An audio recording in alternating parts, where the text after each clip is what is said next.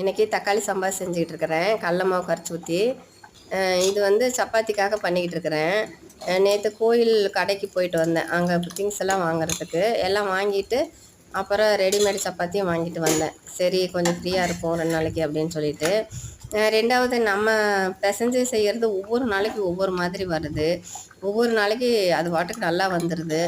ஒவ்வொரு நாளைக்கு அப்படியே அட்டை மாதிரி வருது. அப்படியே உடச்சி சாப்பிட்ற மாதிரி. சரி அதனால் வாங்கிட்டு வந்தேன். நல்லா இந்த மாதிரி ஊற வச்சு சாப்பிட்டோமா நல்லாயிருக்கும். அதான் ஊற வச்சாச்சு. இன்னொரு சப்பாத்தி வெந்துக்கிட்டு இருக்குது. அப்புறம் ஒரு கரண்டி மாவு மட்டும் இருந்தது. நேற்று மிச்சம் எடுத்து வச்சேன் நைட்டு.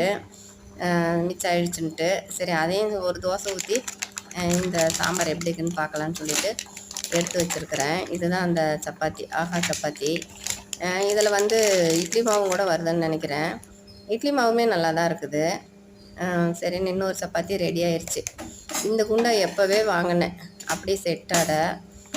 நேற்றும் கூட ஒரு சருவம் வாங்கிட்டு வந்தேன். அது அடுத்த வீடியோவில் தான் காமிக்கணும்.